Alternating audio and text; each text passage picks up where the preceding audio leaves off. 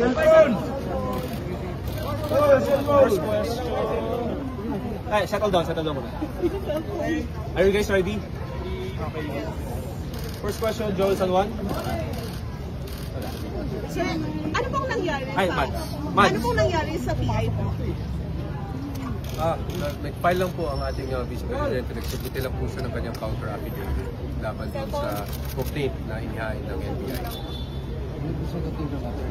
Okay lang ba sir malaman yung laman? Or... We will not discuss na po muna yung aming defenses, so we don't want to preempt it out of due respect na rin para po ma-appreciate ng walang outside influence ng mga prosecutors. Last na po on my end.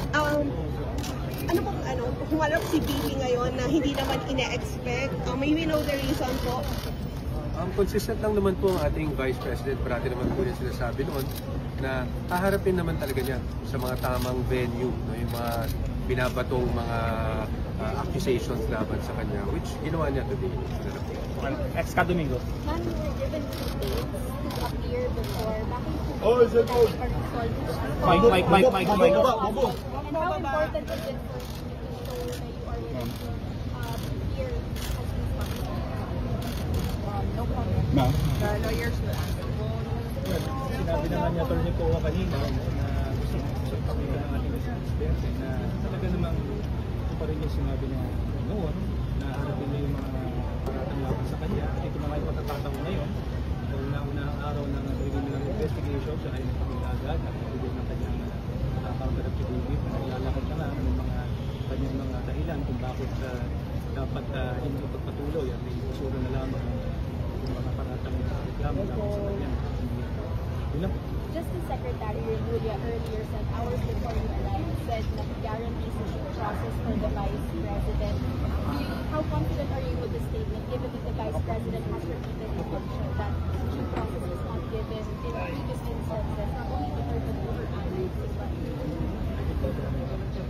Well, we expect due process. That's the minimum. No? We expect due process not just for the Vice President, pero kahit sino man lang na dumadaan sa preliminary investigation sa DOJ, we can only expect due process. Last two questions. Ma'am, due process, pero yung with the past experiences, do you expect due process po sa mangyayari ngayon? Sabi ng mga abogado ko, wag daw akong magsasalita. Any more questions? Lahat naman ng tao kasi dapat makaasa na meron yung process talaga sa lahat ng mga proseso sa bansa natin at doon lamang po siguro masasabi natin. Next question, Joel San Juan. Mamatin po kayo sa next hearing. Sa next hearing po, ating tuloy ko.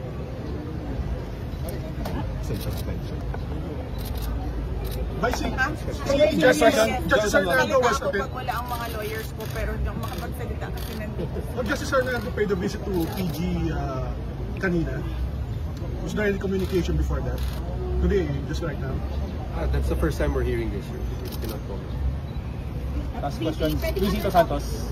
Super Radio. Sabihin po resolution. Well, binigyan po yung NBI ng pagkakataon mag-file ng reply kung sila doon mag-file ng reply. Hindi naman po sumagot ng diretsyo ang NBI pa sa ngayon dahil marahil babasahin pa nila yung counter affidavit. So hintayin na lang po natin kung mag-file sila ng reply.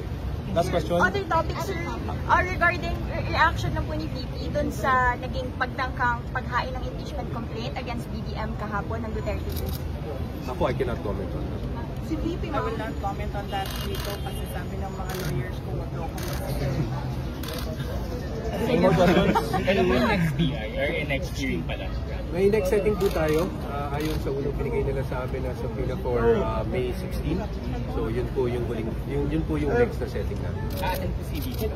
Hindi naman po kinakailangan. So dalawa lang, usual naman po yan na dalawang setting ng preliminary investigation. Ang importante lang naman po mag-attend si VP para po doon sa pag-submit ng kanyang counter affidavit. Ano assessment yung sa Duterte right now for Monday's elections? How will they perform, do you think? Pwede ba kayo? Okay na? Okay. Thank you.